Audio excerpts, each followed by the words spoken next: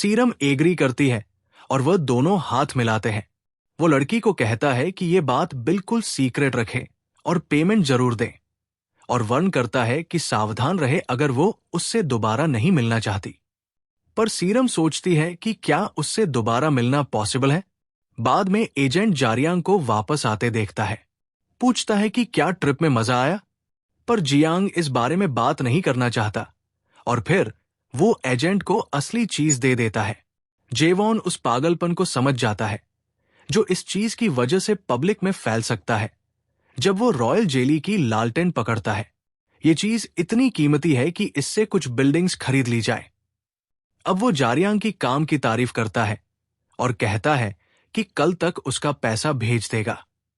अचानक एजेंट को लगता है कि कुछ गड़बड़ है और वो पूछता है कि क्या उसे उस एडवेंचरर के लिए बुरा लग रहा है जो इस चीज की रक्षा करते हुए मर गया। जारियांग कहता है कि वो बंदा उनकी फाइट में नहीं मरा तो उसके पास बुरा फील करने की कोई वजह नहीं है। फिर जेवन उसे दबाता है, पूछता है कि क्या कुछ बुरा हुआ या कोई और चीज हो रही थी। पर जारियांग बस चाहता है कि एजेंट ये बातें करना छोड़े और भूल जाए।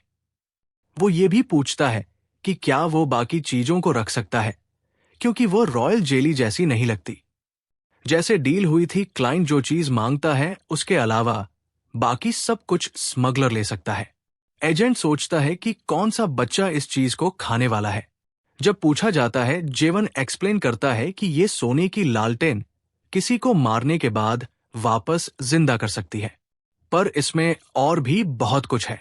अगर खाई जाए तो ये किसी इंसान का टैलेंट बहुत ज्यादा बढ़ा सकती है। पर बात यह है कि ये सिर्फ उन लोगों पर काम करती है जो अभी एडल्ट नहीं हुए, क्योंकि ये उन लोगों के लिए नहीं है जिनकी पूरी एनर्जी उन्हें मिल चुकी हो।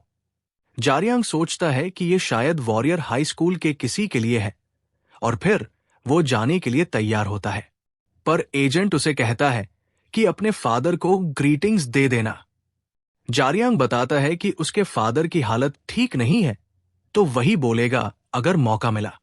उसे याद आता है जब उसने सीरम से पूछा था कि क्या उसे उससे प्यार हो गया है, जब उसने कहा कि वह दोबारा मिलना चाहती है। तभी उसने उसे एंट्रेंस एग्जाम के बारे में बताया जो सर्दियों में होने वाला है। कहती है कि उसके पास अच्छा चांस है, चाहे वो कम लोगों को एक्सेप्ट करते हो। सीरम चाहती है कि ये चिल बंदा वॉरियर हाई ज्वाइन करे, और अब ये सोच उसके दिमाग में बसी हुई है। रूल्स के अकॉर्डिंग कोई भी एडवेंचरर अकेले डंजन में नहीं जा सकता, चाहे वो कितना भी स्किल्ड हो। अंदर बहुत सारी बुरी सिचुएशंस हैं जो कोई अकेला बंदा संभाल नहीं कर सकता। किसी अनजान जीव से अकेले लड़ना लगभग इम्पॉसिबल है, इसलिए ग्रुप्स की जरूरत होती है।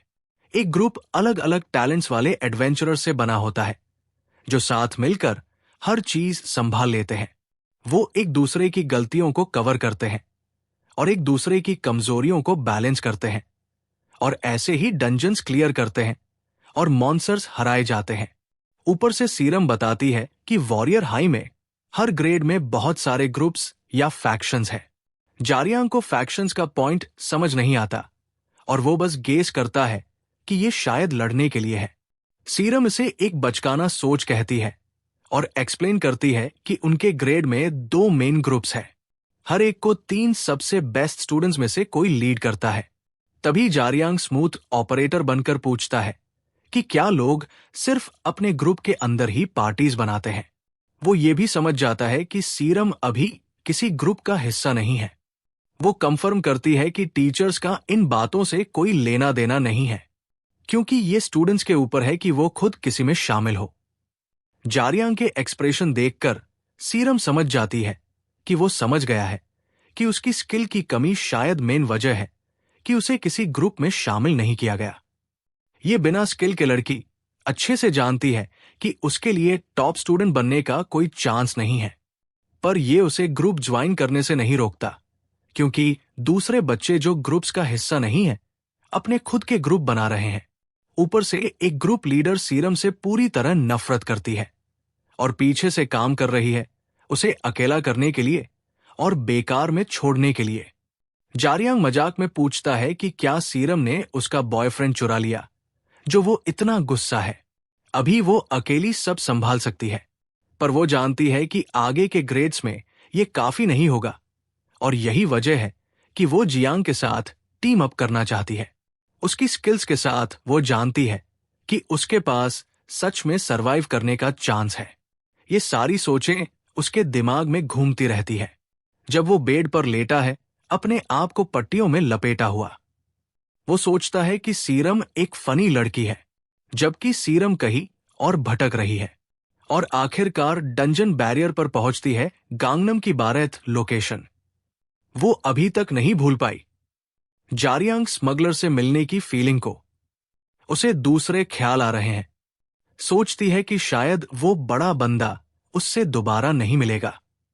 तभी कंग जंगुक, एक क्लास टीचर और वॉरियर हाई का कॉम्बैट इंस्ट्रक्टर, एक पेड़ की छाव में खड़ा उसका इंतजार कर रहा है। सीरम जानती है कि टेस्ट अभी चल रहा है, तो वो थोड़ी कंफ्यूज्ड है। जंगुक एक्सप्लेन करता है कि कुछ सिस्टम इशू हो गया है और बहुत सारे मॉन्स्टर्स उन जगहों पर आ गए जहां वह रहते भी नहीं। शुक्र है अभी तक किसी की मौत की खबर नहीं आई। वो ये भी बताता है कि कुछ स्टूडेंट्स को अपना टेस्ट रोकना पड़ा और रेस्क्यू की रिक्वेस्ट करनी पड़ी, क्योंकि हालात इतने खराब हो गए थे। ऊपर से जंगुक को पता चला कि वो मॉन्स्टर्स उसी एरिया में आए जहां से सीरम ने कॉइन उठाया था। जब वो इसके बारे में पूछता है, वो कहती है कि उसने कुछ अजीब नहीं देखा और कूल बनने की कोशिश करती है। लगता है कि जंगुक ने इस पर यकीन कर लिया है, पर सीरम की बॉडी फ्लिंच करती है जब वो अचानक अपने पीछे कुछ अजीब सा महसूस करती है। वो पूरी तरह शॉक्ड है। एक और टाइटन एप देखकर ये पिछले वाले से भी बड़ा है, डंजन के अंदर छुपा है। जंगुक को ये अजीब लगता है कि ऐसा मॉन्स्टर यहां कैसे आ गया जब ये उसका एरिया भी नहीं है। सीरम सोचती है कि क्या पहले वाली मीठी महक ने इसे यहां खींच लिया। जंगुक फिर अपने ऑर्डर्स रिपीट करता है। उसे कहता है कि पीछे रहो और उसको सपोर्ट दो। जब टाइटने पे आगे बढ़ता है, साफ है कि ये जीव किसी काम से आया है। जंगुक सीरियस हो जाता है। आखिर डंजन फील्ड्स में सारे टीचर्स एडवेंचरर्स हैं और उनमें से बहुत वॉरियर हाई से ग्रेजुएट है। बाहर के लोग सोचते हैं कि वो बस इसलिए टीचर्स बने क्योंकि उन्हें घाव की वजह से एडवेंचरर की जॉब छोड़नी पड़ी। पर जंगुक अलग साबित करता है। वो इतना जोरदार पंच मारता है जैसे वह अपना कोई पुराना बदला ले रहा हो। एक ही वार में वो टाइटन एपे का सिर उड़ा देता है। अपनी 20 जमे उसके जैसे लोगों को पहले से रैंकर का टाइटल मिल चुका था। जब वो अपना हाथ वापस पीछे खींचता है, जंगुक सीरम को कहता है कि वो बहुत लकी है कि उसका सामना ऐसी चीज से नहीं हुआ। फिर भी ये वॉरियर खुश है कि सीरम सुरक्षित वापस आ गई और अब वापस जाने का समय है। सीरम सोचती है कि लोग चीजों को बहुत बढ़ा चढ़ाकर सोचते हैं, पर जंगुक एक वॉरियर होने के नाते उसे सिखा रहा है। जवान वॉरियर्स के पास टीचर्स बनने का ऑप्शन भी होता है। वॉरियर हाई के प्रैक्टिकल बेस कैंप में एक स्टाफ मेंबर जानता है कि जिन्होंने रेस्क्यू की रिक्वेस्ट की थी उन्हें दोबारा टेस्ट देना पड़ेगा, भले ही वो लकी है या चांस मिलने के लिए। वो ये भी बताता है कि उनमें से एक अभी आ रहा है। तभी जंगुक सीरम को वापस बेस पर ले आता है। जंगुक रोल कॉल करने और सबकी नंबर्स कंफर्म करने का प्लान बनाता है। फिर सीरम को कपड़े बदलने देगा। जब वो आखिरकार रिलैक्स कर रही है, एक आवाज कहती है कि उसकी टाइमिंग तेज है और उन्होंने जानना था कि वो ठीक होगी। ये अनीशा है, वो ब्लॉनेट जो मानती है कि वो सच में सीरम के लिए चिंतित थी। सीरम को थोड़ा फनी लगता है इस ग्रुप की लीडर जो उसकी बड़ी बहन भी है। वो इस बात से दुखी लगती है कि सीरम उसे बुरा समझती है। 6 साल पहले जीक एस्कर सीरम, जो सीरम का अंकल था, पर्सनली उसे ट्रेन करता था और कहता था कि अपनी शक्ति बढ़ाने पर ध्यान दे। वो सच में मानता था कि ये लड़की बहुत आगे बढ़ सकती है जब वो अपने हाथ में मैजिक जमा करने की कोशिश कर रही थी। उसने उसे अपना फोकस बनाने को कहा जब वो सिर्फ 11 साल की थी। सीरम पसीने में डूबी हुई थी, कंसंट्रेट करने के लिए पागलों की तरह कोशिश कर रही थी। तभी जीक ने उसकी ट्रेनिंग रोक दी और बताया कि उसने पिछली बार से इंप्रूव किया है, पर बस थोड़ा सा। जबकि सीरम बिल्कुल थक चुकी थी, सिर्फ अपने हाथ में मैजिक की एक छोटी बॉल बनाने से। चीजें दूसरी तरफ बहुत अलग थी। अनीशा की मैजिक स्किल्स उसी एजज में बिल्कुल शॉकिंग थी, और उसका ट्यूटर उसके शानदार टैलेंट से ज्यादा इंप्रेस नहीं हो सकता था। अनीशा एस्करे सेरम भी 11 साल की बहुत शानदार काम कर रही थी। जी उसे देख रहा था, और उसने नोट किया कि सिर्फ उसके लुक्स ही नहीं थे जो मिक्स ब्लड के साथ मिलते नहीं थे। उसकी मैजिक की स्किल्स भी लगभग परफेक्ट थी, ज्यादातर सिर्फ इंसानी खून से भी अच्छी। फिर भी जीक ने सीरम को एक एडवाइस दी। अगर वो इस रास्ते पर चलती रही तो उसका हमेशा अनीशा से कंपैरिजन होगा बार बार। पर तभी अचानक क्लिक होता है और जीक रियलाइज करता है कि कंपेयर होने की फिक्र करने की जगह सीरम को ज्यादा सावधान रहना चाहिए। तभी अनीशा की डेमोनिक आंखें उसकी एक झलक पकड़ लेती है, और जीक जानता है कि सीरम के एक गलत मूव से सब कुछ बर्बाद हो सकता है। प्रेजेंट में अनीशा अपनी झूठी चिंता दिखा रही है, नाटक कर रही है जैसे बहुत शर्म की बात है कि किसी ने सीरम को ग्रुप बनाने के लिए नहीं चुना। पर इससे पहले कि अनीशा और बकवास करे, सीरम बीच में बोलती है, अगर उसे इतनी चिंता है तो उसके साथ ग्रुप बनाए।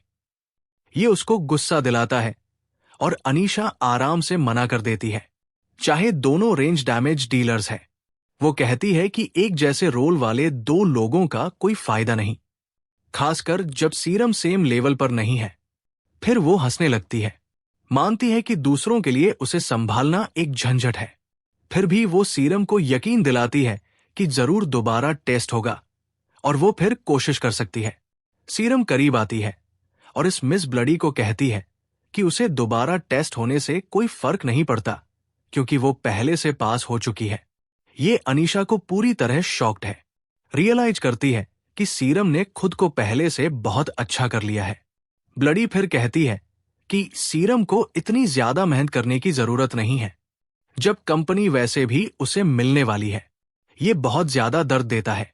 जबकि अनीशा इस भस में मॉन्सर साफ तौर पर चाहती है कि सीरम पूरी तरह कोशिश करना छोड़ दे। बाद में जारियांग दरवाजा तोड़कर खोलता है और शौक में सांस पकड़ने के लिए हाफते हुए। जब वो डॉक्टर को अपने फादर के बेड के पास खड़ा देखता है, वो तुरंत पूछता है कि क्या कुछ गड़बड़ है। उसका फादर वेंटिलेटर पर है और जारियांग चिंतित है कि कहीं उसकी हालत फिर से खराब तो नहीं हो गई। दोनों डॉक्टर्स अनिजी नजरों से एक दूसरे को देखते हैं, फिर आखिरकार बोलते हैं। वो बताते हैं कि पेशेंट की एक बहुत रेयर हालत है, शायद पूरी दुनिया में ये एक केस है।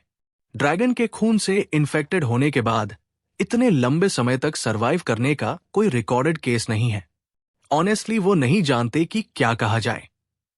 मेडिकल टेक्नोलॉजी की इस स्टेट को देखते हुए जारियांग पहले से जानता है कि पूरी तरह ठीक होना इम्पॉसिबल लगता है। बेस्ट केस में वो सोचता है कि वो सिर्फ अपने फादर के दर्द को सबसे अच्छी दवाई से कम कर सकते हैं। तभी डॉक्टर एक नई समस्या बताता है। कहता है कि असली इशू अब पेन किलर बनाने के लिए जरूरी चीजों के साथ है। वो आखिरकार मानता है कि इस स्टेज पर सिर्फ एक ही दवाई है जो काम करेगी, और वो है एक बहुत खतरनाक मॉन्सर का दूध स्काई टाइगर, एक 5 स्टार रैंक मॉन्सर। जारियांग साफ बताता है कि उसके पास इसके लिए काफी पैसे हैं, चाहे ये रेयर कंडीशन हो। वो साफ बता देता है कि पैसों का कोई मसला नहीं है। फिर बात एक अफवाह पर शिफ्ट होती है जो एडवेंचरर्स में चल रही है, एक ऐसी पोशन के बारे में जो लंबे समय के लिए शक्ति बढ़ाती है, चाहे सिर्फ थोड़ी सी डोज हो। इसकी मेन चीज भी स्काई टाइगर का दूध है, जो काफी पैसे हो तो खरीदा जा सकता है। ये एक समय में बेकार माना जाता था, पर अब चीजें बिल्कुल अलग है। डॉक्टर बताता है कि कंपनीज और एडवेंचरर्स ने सारा स्टॉक खरीदना शुरू कर दिया है। जारियांग चिल्लाने लगता है, गुस्से में उन बेवकूफ लोगों पर जो सोचते हैं कि वो ऐसे इंसान की तरह है जो सिर्फ अपने मरते हुए बाप को अपनी सेल्फिश वजहों से बचाना चाहता है। डॉक्टर्स उसे बताते हैं कि ये असली इशू नहीं है, पर उसकी बीमारी को कंट्रोल में रखने के लिए जरूरी डोज लगभग उतनी ही है जितनी उन पोशंस को बनाने में यूज होती है। अगर और पेशेंस होते तो गवर्नमेंट आगे बढ़ सकती, पर क्योंकि वो पूरी दुनिया में अकेला केस है। कोई चांस नहीं कि गवर्नमेंट आएगी। फिर भी डॉक्टर्स उसे यकीन दिलाते हैं कि वो उसके फादर के लिए अपना बेस्ट करेंगे। फिर भी स्काई टाइगर के दूध के बिना वो पैसे उड़ाने के अलावा कुछ ज्यादा नहीं कर सकते। उसके बाद जारियांग बाहर हवा लेने के लिए जाता है, पार्क में बेंच पर बैठकर लंबी सांस लेते हुए। जबकि वो बहुत दुखी है, वो उस अमीर बिगड़ी हुई लड़की सीरम को कॉल कर देता है जो जिम में वर्कआउट कर रही है। उसके फोन की एक रिंग उसकी सांस रोक देती है। लाइन पर वो जियांग की आवाज सुनती है जो पूछता है कि क्या उसने बहुत लेट कॉल की। इस जिम रैट को कोई फर्क नहीं पड़ता और जारियांग मानता है कि उसके पास उसके ऑफर को एक्सेप्ट करने के अलावा कोई चॉइस नहीं है। तभी वो पोषण वाली बात बताता है और सीरम सोचती है कि वो कुछ कर सकती है। कहती है कि वो देख लेगी। जारियांग शॉक्ड है कि ये लड़की सच में ऐसा कुछ कर सकती है। पता चलता है उसकी कंपनी की डेवलपमेंट टीम वही पोर्शन बनाती रही है जो उसे चाहिए, और जितनी अमाउंट वो मांग रहा है वो इतनी ज्यादा भी नहीं है। बंदा शॉक्ड है ये देखकर कि दुनिया कितनी बुरे तरीके से काम करती है, पर वो उसके साथ डील कर लेता है। उसके बाद सीरम चेक करती है कि क्या जारियांग इस संडे फ्री है एंट्रेंस एग्जाम के लिए तैयारी करने के लिए। ये लड़की अलग मूड में है, पूरी एक्साइटेड, और उस दिन का इंतजार कर रही है जब वो अपनी असली शक्ति दिखाए। वो कहती है कि पहले से तैयार रहना हमेशा अच्छा होता है। जिनसोंग ग्रुप के स्पेशल डिफेंस इंडस्ट्री के रिसर्च इंस्टीट्यूट में जारियांग थोड़ा जल्दी पहुंच जाता है। सीरम कूल होते हुए एक बैडी की तरह अंदर आती है और पूछती है कि वो कैसा फील कर रहा है। जब वो जगह के बारे में पूछता है, सीरम बताती है कि यहीं पर वो उसकी पोषण बना रहे हैं। जब दुनिया बदली और जुड़ने की घटना के बाद इंसानों को इतनी ज्यादा शक्ति मिलने से पहले नॉर्मल इंसान ज्यादातर मैजिक में डी रैंक होते थे और सिर्फ जीनियसेस कभी रैंक सी तक पहुंचे। रैंक बी या उससे ऊपर कुछ भी सुपर ह्यूमन जैसा माना जाता था। तब डंजन के लिए क्वालिफाई करने के लिए एक इंसान को कम से कम रैंक सी चाहिए होती थी, सारी 5 स्टैट्स में, मैजिक के अलावा, जो कम से कम थी। वॉरियर हाई मटेरियल समझे जाने के लिए किसी को 5 में से कम 3 कैटेगरीज में रैंक भी चाहिए होती थी। उन सब के बीच कहीं सीरम की सच्ची पावर लेवल अभी भी एक मिस्ट्री है। जारियांग पूछता है कि क्या यही वो फिजिकल टेस्ट है जिसके बारे में वो कह रही थी। सीरम कहती है कि ये कुछ ऐसा ही है, पर बड़े होने के बाद बहुत ज्यादा समस्याएं हो जाती है।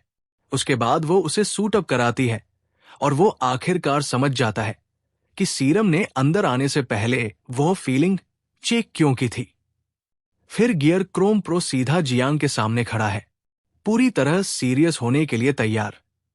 इसका एक हिस्सा इसलिए है क्योंकि चीजें रियल हो रही है, पर ज्यादातर इसलिए क्योंकि वो उत्सुक है ये जानने के लिए कि उसके पास कितनी शक्ति है। जारियांग पूरी तरह तैयार है और चीजें सीरियसली लेता है, पूरा जोश में है ये जानने के लिए कि उसकी असली पावर क्या है। जबकि गियर क्रोन प्रो उसे एक अजीब नजर से देखता है और वहां जिम रैट सीरम अंदर इंस्ट्रक्टर के साथ है जो जियांग की स्किल्स की जांच करेगा। ऑब्जर्वर भी नोटिस करता है कि ये बंदा कितना ब्रेव है, खासकर जब ज्यादातर लोग डर के मारे खुद को परेशान कर लेते हैं। इस चीज का सामना करने से पहले जब योमेन आराम से अपनी चाय पीती है, वो जारियांग की आवाज सुनती है और उसकी बातों में जोश फील करती है वॉरियर हाई ट्रांसफर होने की तैयारी के बारे में। योमेन एक गोलम एक्सपर्ट और एडवेंचरर जो अब रिसर्च यूनिट के साथ काम कर रही है, बस एनोड करती है थोड़ा इंप्रेस होते हुए। सीरम नर्वस स्माइल के साथ एग्री करने से खुद को रोक नहीं पाती और फिर योमेन डिसाइड करती है कि अब चीजें शुरू करने का समय है और बटन दबाती है। गोलम को पूरी तरह अटैक करने देती है। टैलेंट टेस्ट यूजुअली 6ठी या 7वीं ग्रेड में होता है, जहां टेस्ट देने वाला स्पेशल सूट पहनता है ताकि सही मेजरमेंट्स ली जा सके। वहां से उन्हें अपनी बॉडी को अलग अलग एरियाज में अपनी आखिरी हद तक यूज करना पड़ता है, जो सही रीडिंग लेना मुश्किल बना देता है, खासकर जब किसी के पास खास टैलेंट हो या वो बहुत लंबे समय से ट्रेनिंग कर रहा हो, क्योंकि वो लोग अपनी लिमिट तक आसानी से नहीं पहुंचते। उस बंदे की बॉडी लगभग प्रोफेशन लेवल की है और योमिन को पक्का यकीन है कि उसे आखिर तक पुश करना आसान नहीं होगा, जबकि सीरम सोचती है कि वो अब तक थक चुका होगा। योमिन पसीने में नहाई हुई है। वो कंफर्म करती है कि जारियांग एक रेगुलर हाई स्कूल गया था, क्योंकि वो किसी भी स्पेशल एडवेंचर स्कूल्स में एंटर नहीं कर पाया। उसकी परफॉर्मेंस देखने के बाद साइंटिस्ट तो बस ये जानने के लिए मर रही है कि किस स्कूल ने उसे रिजेक्ट करके इतनी बड़ी गलती कर दी। दरअसल जारियांग ने गोलम को पूरी तरह बर्बाद कर दिया, चाहे डिफिकल्टी लेवल लो था। योमिन ने अभी अभी उस गोलम मॉडल की तबाही देखी, जो आमतौर पर प्रोस को ट्रेन करने के लिए यूज होता है। ऊपर से वो ये भी देखती है कि कैसे जारियांग ने गोलम के अटैक्स जांचे और कई बार उन्हें पूरी तरह रोक दिया और एक बढ़िया अटैक करने के लिए परफेक्ट जगह ढूंढ ली। ये कहने के लिए काफी है कि ये लड़का पागल है। सिर्फ अपना दिमाग का यूज करके वो एवरेज प्रो से काफी अच्छा है। असली समस्या ये है कि मेजरमेंट बहुत मुश्किल हो रही है, क्योंकि अभी तक वो अपनी शक्ति की आखिरी हद तक नहीं पहुंचा, भले ही वो डिफिकल्टी बढ़ा दे। योमिन को लगता है कि 1 या 2 लेवल्स बढ़ाने से कोई फर्क नहीं पड़ेगा। अब समय आ गया है रिस्की चीज का। असल में वो सोच रही है कि गोलम की पावर सेफ मोड से हटाकर 100% पर कर दिया जाए। वो बस उम्मीद करती है कि सीरम को पता चले कि एक बिना लाइसेंस के एडवेंचरर को ऐसे टेस्ट करना कितना गलत है। फिर भी ये बहुत बड़ा सर का दर्द है, क्योंकि उसकी हद पता करने का कोई और तरीका नहीं है। जब पूछा जाता है, योमिन मानती है कि सिर्फ एक ही रास्ता बचा है, पर जब वो पावर बढ़ाने वाली होती है, लैब के दरवाजे जोर से खुलते हैं और डायरेक्टर तूफान की तरह अंदर आता है। उसकी जान निकलते निकलते बचती है। जीक, जो एक रिसर्च डायरेक्टर है, उसे बहुत बुरा भला कहता है और याद दिलाता है कि उसे बिना परमिशन एक्सपेरिमेंट चलाने के लिए पैसे नहीं मिलते। वो उसे पागलों की तरह डांटता है और पूछता है कि क्या वह सच में इस चीज के लिए अपनी जॉब दांव पर लगाने को तैयार है। तभी सीरम आगे बढ़ती है, उसे रोकती है और सारा ब्लेम खुद पर लेने की कोशिश करती है, उसे अंकल कहकर। पर जीक उसे तुरंत रोक देता है, कहता है कि ये उसकी रिस्पॉन्सिबिलिटी लेने की जगह नहीं है, क्योंकि वो उसके फादर की है। योमिन अपनी आंखों से देखती है कि वो सारी अफवाहें जो बताती थी कि जीक सेरम के साथ बचपन से बुरा बर्ताव करता था, बिल्कुल सच है। फिर भी वो जानती है कि एडवेंचरर्स इस फैसिलिटी को वीकेंड्स पर हमेशा यूज करते हैं, तो देखा जाए तो वो कुछ भी गलत नहीं कर रहे। अब जीक का ध्यान जरियांग की तरफ जाता है, जो पूरी तरह रेडी है, और योमिन जल्दी से बताती है कि वो सीरम का दोस्त है, जो सारे स्पेशल स्कूल एडमिशंस में फेल हो गया, पर फिर भी एडवेंचरर बनना चाहता है। वो ये भी कहती है कि इस बंदे का मेजरमेंट डाटा खो गया। सीरम बस अपने दोस्त की मदद करने की कोशिश कर रही है उसके ट्रांसफर के समय, पर जब लड़कियां बात कर रही है, जीक की आंखें उस तबाह हुए गोलम पर टिकी है। अचानक ही वो टेस्ट को आगे बढ़ाने का कहता है, जो उन दोनों को शॉक कर देता है। वो कहता है अगर सेफ मोड जारियांग की पूरी शक्ति दिखाने के लिए काफी नहीं है, तो वो खुद उससे लड़ेगा। इस बात से सब कंफ्यूज है। दूसरी तरफ जारियांग को कुछ पता नहीं कि क्या हो रहा है। पता चलता है रेयर केसेस में जब किसी की हद नॉर्मल तरीके से नहीं मिल सकती, उन्हें किसी से लड़ना पड़ता है जो कुछ लेवल्स ऊपर हो। सिर्फ यही तरीका है उनकी शक्ति की हद पता करने का। बिना किसी वार्निंग के जीक नीचे उतर आता है, कहता है कि इंट्रोडक्शंस का समय नहीं है।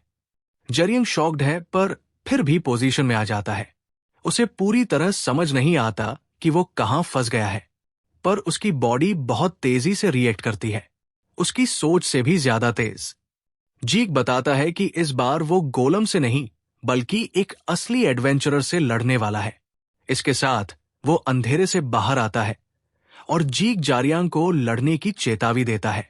जी एस्कर सीरम रिसर्च इंस्टीट्यूट का डायरेक्टर और सीरम का अंकल भी ये कोई आर्म ऑफिस वाला बंदा नहीं है।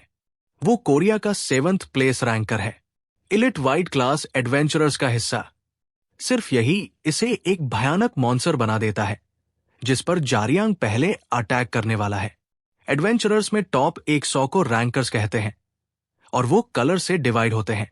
रेड रैंक 76 से 100 के लिए है, ब्लू 51 से 75 कवर करता है, ग्रीन 31 से 50 तक जाता है, ब्लैक 11 से 30 के लिए है और सबसे हाईएस्ट वाइट टॉप 10 के लिए है। जरियांग पूरी तरह तैयार है जीक का सामना करने के लिए और ये लड़ाई काफी सीरियस होने वाली है। एक झटके में ये एडवेंचरर लाइटनिंग की तरह हवा में उठता है एक सॉलिड अटैक करने के लिए। पर किस्मत उसके साथ नहीं है। उसे एक भी चांस नहीं मिल रहा तो वो खुद एक बनाने मजबूर है। उसका प्लान आसान है, जीक के पहले अटैक को रोकने के तुरंत बाद पूरी जान लगाकर एक अटैक करना। आइडिया यह है कि अगर वो उसका अटैक सही से रोक पाता है तो उसे एक चांस मिल जाएगा आसानी से एक असली अटैक लैंड करने का। पर ऐसा मूव जीक जैसे किसी के सामने नहीं चलती। सिर्फ एक हाथ से जीक अटैक को ब्लॉक कर लेता है और जारियांग के रड को पकड़ता है जैसे वह कोई खिलौना हो। वो टोंट अटैक करता है, कहता है कि जारियांग उसकी सोच से भी ज्यादा कमजोर है। फिर बिना वार्निंग के वो जारियांग के पेट में एक भयानक किक मारता है, उसे एक फटे हुए रॉकेट की तरह उड़ाते हुए। जारियांग पूरा हिल चुका है, उसे समझ नहीं आ रहा कि उसका प्लान इतना गलत क्यों गया। बीच में जीक उसका मजाक उड़ाता है, ये सोचने के लिए कि ऐसी आम सी चीज उसके सामने काम करेगी। ये बच्चा अब बहुत बड़ी मुश्किल में है। जीक उसकी गलती भी बताता है, अपना वेपन गिरा देना बिना होश खोए। तभी जारियांग अपनी मेटल रड फिर से उठाता है, राउंड 2 के लिए तैयार। पर जीक का सब्र खत्म हो गया है। उसने जारियांग को पहले ही 2 बार गलती करने दी और अब वो कोई गलती बर्दाश्त नहीं करेगा। तभी ये मास्टरमाइंड सीरियस हो जाता है। वो जारियांग को वार्न करता है कि एक और गलती और वो अपने एडवेंचरर बनने के सपने को गुड बाय कर सकता है। अचानक जीक का ऑरा निकलता है थिक और हैवी, जबकि जारियांग पोजीशन में आता है।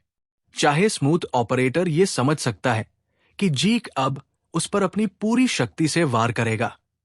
वो इससे अपना ध्यान बांटने नहीं देगा और बस ऐसे ही जारियांग वॉर करता है, जीक की तरफ तेज स्पीड से फ्लैश करते हुए।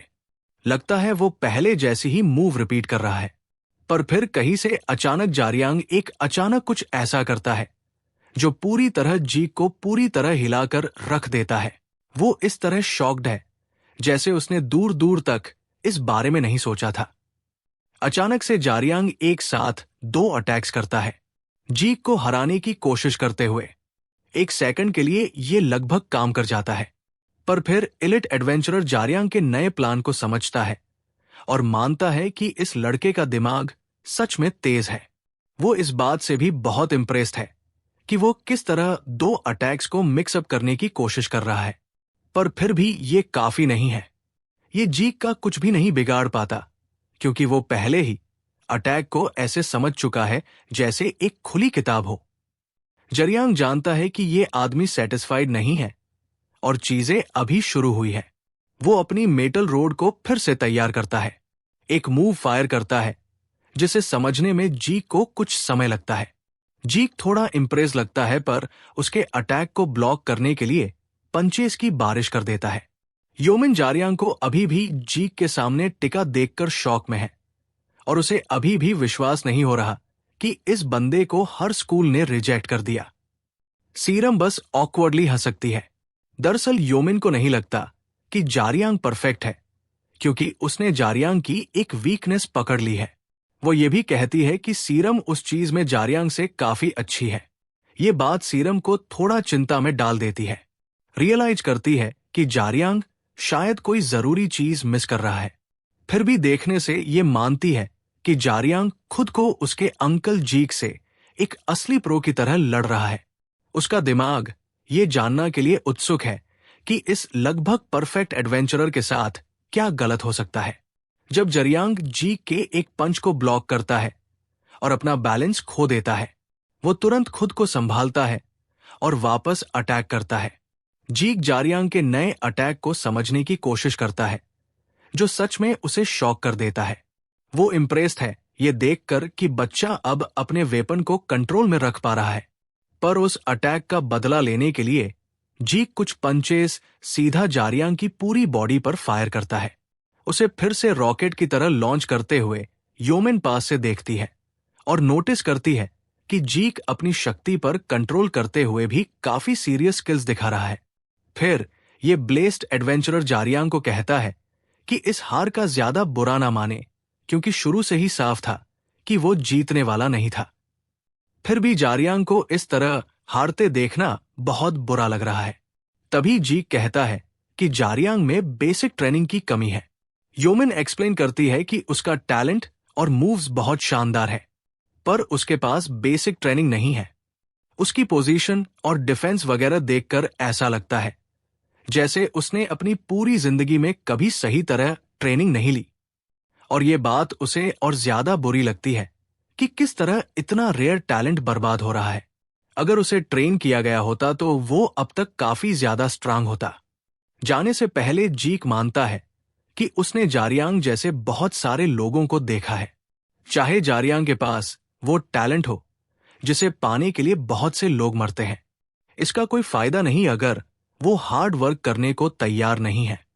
जीक उसे नंबर्स देने के लिए तैयार है, पर वो जारियांग को कहता है कि वो एडवेंचरर बनने का सपना छोड़ दे, और कहता है कि उसके जैसा बंदा जरूर मारा जाएगा अगर वो सिर्फ नेचुरल टैलेंट पे ही रहा। तभी जारियांग वापस खड़ा हो जाता है। फील कर रहा है कि इस ब्लॉन्ड ने उसकी अच्छी खासी इंसल्ट कर दी है। वो जीक से पूछता है कि क्या वो लेजी लोगों से नफरत करता है। जीक सच में शॉक्ड है ये देखकर कि बच्चा अभी भी खड़ा है, खासकर जब उसने अपना आखिरी अटैक फाइट खत्म करने के लिए किया था।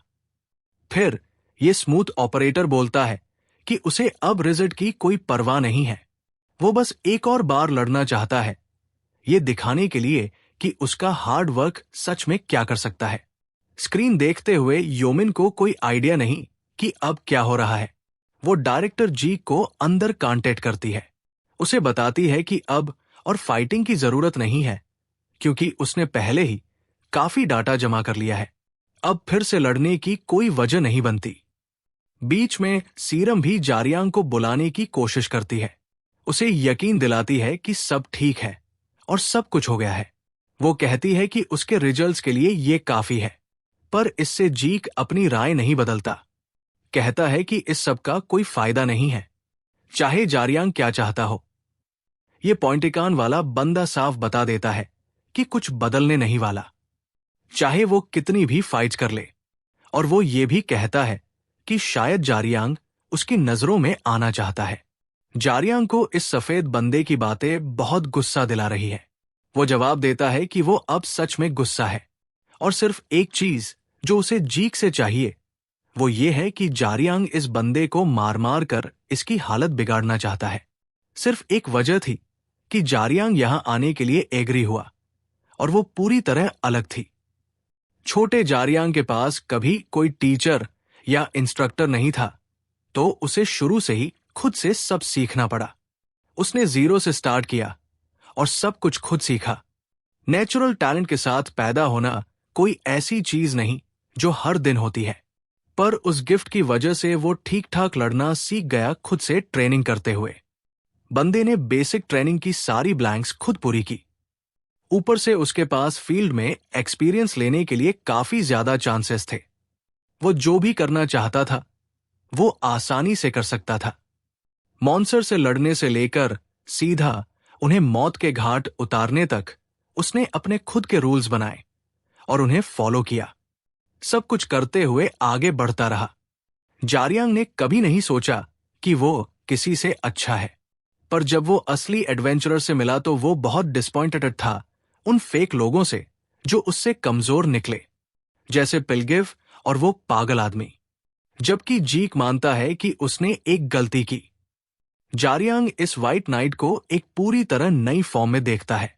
कहीं से अचानक जीक का ओरा ब्लो करता है, जैसे उसने अपनी नई पावर्स अनलॉक कर ली हो।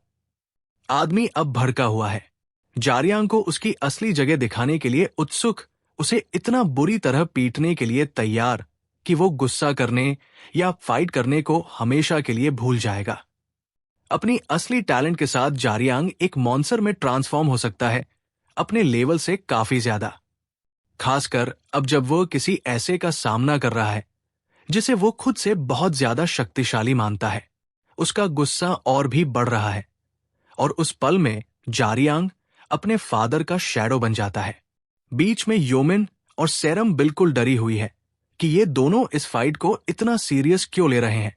उन्हें समझ नहीं आ रहा कि डायरेक्टर ऐसे क्यों रिएक्ट कर रहा है, और ये योमिन की चिंता को और बढ़ा देता है। उसी समय सीरम जारियांग की पोजीशन के बारे में नोटिस करती है। ये पहले से पूरी तरह अलग है।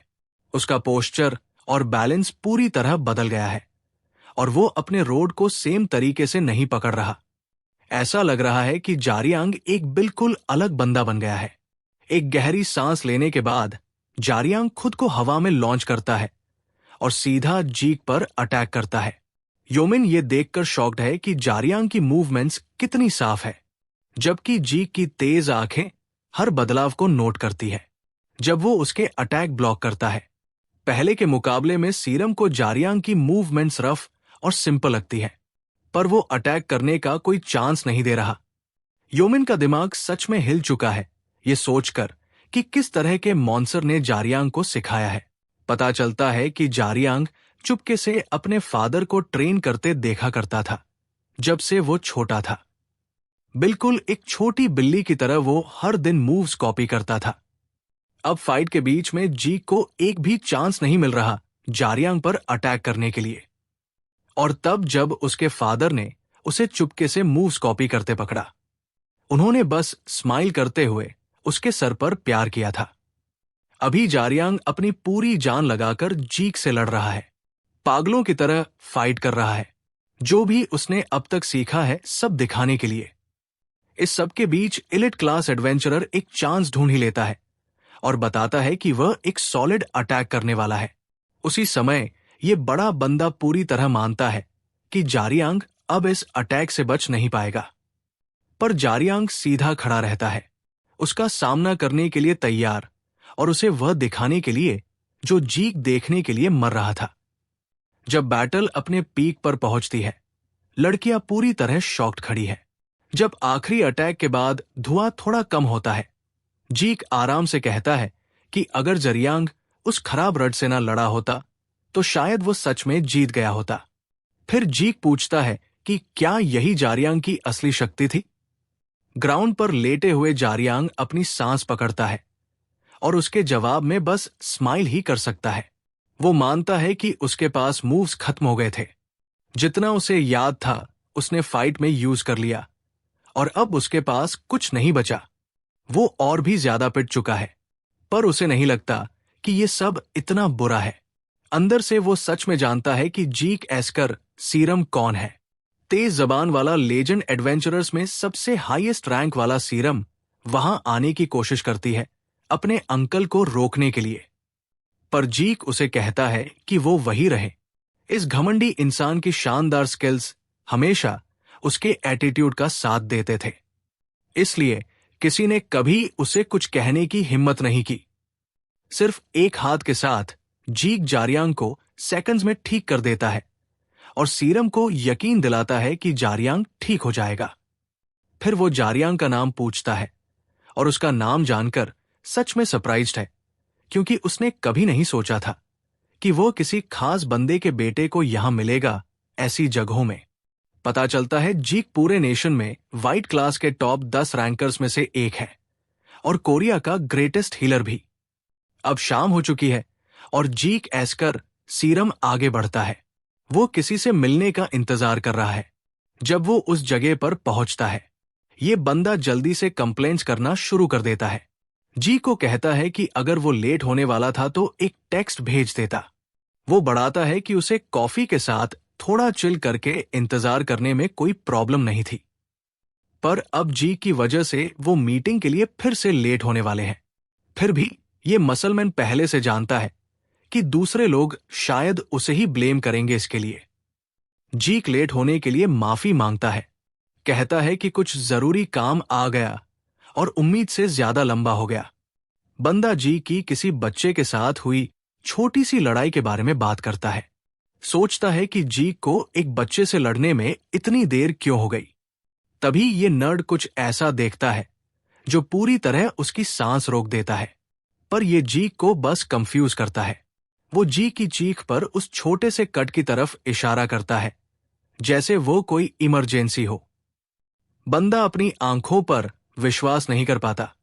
वो शॉक्ड है कि एक 16 साल का बच्चा जो स्कूल में एंटर होने की कोशिश कर रहा है, ऐसा अटैक लैंड करने में सफल हो गया। जी उसे करेक्ट करता है, कहता है कि बच्चा 17 का है और शायद इन सर्दियों वॉरियर हाई में आने की कोशिश कर रहा है। नर्ड को याद आता है कि उसने कुछ और स्टूडेंट्स के बारे में भी सुना है जो वॉरियर हाई जाना चाहते हैं, पर कहता है कि पिछले 3 सालों में कोई भी टेस्ट पास नहीं कर पाया।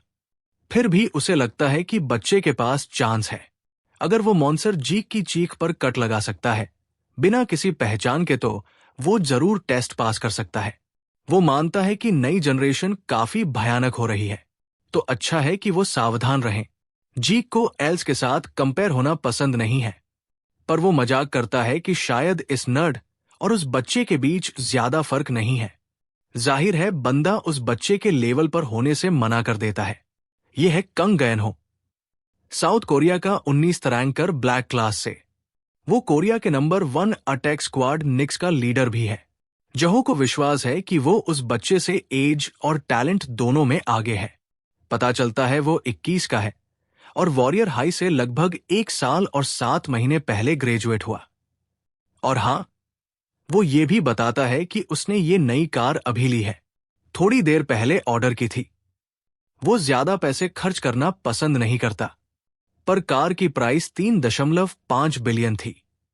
जी को उसकी बातों में कोई इंटरेस्ट नहीं तो वो फिर से जारियांग वाला टॉपिक छेड़ देता है। बीच में जारियांग फाइनली उठ जाता है और नोटिस करता है कि उसके सारे घाव गायब है। अब कहीं भी दर्द नहीं है। तभी सीरम हाथ में 2 कप्स लेकर अंदर चलती है। उसे जागा हुआ देखकर खुश है। वो उसे छेड़ती है, पूछती है कि क्या उसने सच में सोचा था कि वो जीक जैसे किसी से जीत सकता है। जारियांग सच बताता है और मानता है कि जीक ने सच में उसको बहुत पीटा और गुस्सा दिलाया, क्योंकि उसके हिसाब से ये सब जीक ने ही शुरू किया था। ये सीरम को कंफ्यूज करता है, तो वो उसे कहती है कि कोई चांस नहीं है कि उसका अंकल ऐसे ही किसी से फाइट शुरू करेगा। जारियांग थोड़ा चौंक जाता है ये सुनकर कि जीक सच में उसका असली अंकल है। कप देने के बाद वो कहता है कि लगता है उसका अपने अंकल के साथ अच्छा रिलेशनशिप है। जीक ने जिस तरीके से उसे ट्रीट किया, ऐसा लगता था कि उसे सच में परवाह है। जारियांग समझ रहा है कि जीक किसी अनजान लड़के को अपनी नीस के आसपास देखकर चिंतित था, इसलिए उसे जारियांग को जांचने की जरूरत पड़ी। और सच पूछो तो बंदे को चिंता करने का पूरा हक था। सीरम बताती है कि उसका अंकल एक अजीब सा इंसान है। तभी योमिन अचानक अंदर चलती है चेक करने के लिए कि जारियांग को कहीं दर्द तो नहीं है। एक स्माइल के साथ वो बताती है कि उनका चीफ कोरिया का सबसे ग्रेट हीलर है, तो जाहिर है उसने उसके सारे घाव ठीक कर दिए। ये बात जारियांग के दिल पर ऐसे लगती है जैसे ब्रिक्स का ढेर। वो शॉक्ड है ये जानकर कि जीक एक हीलर है, फिर भी उसकी शक्ति इतनी ज्यादा स्ट्रांग है, भले हीलिंग उसका मेन काम भी नहीं है। उसके बाद योमिन कहती है कि अब रिजल्ट्स बताने का समय आ गया है। रिपोर्ट के अकॉर्डिंग जारियांग की शक्ति रैंक भी है, इंटेलिजेंस सी, स्टैमिना ए, मैजिक डी, फुर्ती ए और पेशेंस भी है। सीरम इतने शानदार रिजल्ट देखकर बहुत खुश है, पर जारियांग को विश्वास नहीं है कि ये सच में काफी अच्छा है। ये योमिन को चिंता में डाल देता है। सोचती है कि क्या ये बंदा स्कूल ज्वाइन करना भी चाहता है या नहीं। फर्स्ट क्लास एडवेंचरर बनने के लिए किसी को एबिलिटी स्टैट्स में कम से कम भी मिलना चाहिए, और भी मिलना यानी वो बंदा सुपर ह्यूमन है। पर बस अच्छा रिजल्ट होना काफी नहीं है, बैलेंस भी होना चाहिए ताकि बॉडी ज्यादा अच्छे से काम करे। तेजी और फुर्ती का कोई फायदा नहीं अगर तुम्हारे पास उसे सपोर्ट करने के लिए काफी स्टैमिना नहीं है, और चाहे कितनी ही शक्ति हो, तुम अपना फुल पोटेंशियल नहीं दिखा सकते अगर तुम्हारे मूव्स में तेजी नहीं है। चाहे नॉर्मल लोग अपने स्टैट्स में सी रैंक या उससे ऊपर ले आते हैं, पर अगर स्टैट्स इधर उधर बिखरे हुए हैं तो ये ठीक से काम नहीं करता। चीजें सच में तभी बदलनी शुरू होती है जब किसी के पास 2 से ज्यादा मेन स्टैट्स हो, हाई लेवल पर शक्ति, स्टैमिना और तेजी। जिन लोगों के पास ये तीनों सी रैंक पर होते हैं। वो 10,000 में से एक होते हैं और आमतौर पर योद्धा के तौर पर काम करते हैं। पर अगर किसी के पास तीनों बी पर हैं, तो वो 5,000 एडवेंचरर्स में आते हैं, जो उन्हें अब तक के बेस्ट लोगों में रखता है। अब सीरम चिंतित है क्योंकि जारियांग के पास इन सब स्टैट्स में ए है, सिवाय स्ट्रेंथ के लिए जो भी है। मतलब उसके रिजल्ट्स पहले ही काफी अच्छे हैं और ऊपर से उसका बैलेंस भी अच्छा है, जितना वो फर्स्ट ईयर के डंजन रेड डिपार्टमेंट के बारे में जानती है। सीरम को लगता है कि जारियांग उस एक मॉन्स्टर के लेवल तक आ सकता है। फिर भी इस अजीब बंदे में इतनी हिम्मत है कि वो इससे भी अच्छे रिजल्ट की उम्मीद रखता है। योमिन एक इंटरेस्टिंग बात बताने का सोचती है और वो ये है कि डायरेक्टर जी के पास किसी भी स्टैट में एक भी ए नहीं है। ये छोटी सी इन्फो जारियांग की सांस लगभग रोक देती है। वो बताता है कि स्टैट्स तुम्हारा टैलेंट दिखाते हैं, पर वो तुम्हारी असली स्किल्स को भांप नहीं सकते, चाहे कितने भी अच्छे स्टैट्स हो।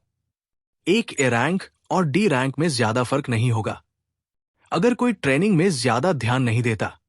जैंग समझता है कि कुछ चीजें मेजर नहीं हो सकती, जैसे कि कोई स्किल सच में किसी को सूट करती है या नहीं, या उनकी लड़ने की शक्ति, या फिर वो किस तरह का एक्सपीरियंस रखते हैं।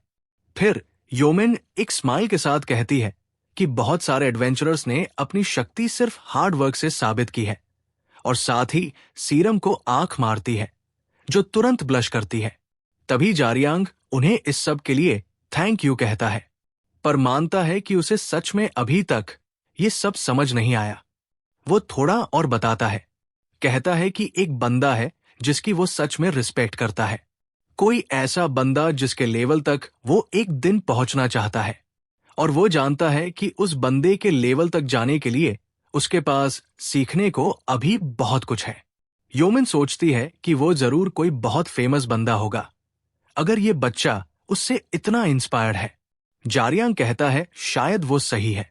उसके बाद सीरम वहां से जाने का सोचती है, कहती है कि आज के लिए बहुत काम हो गया।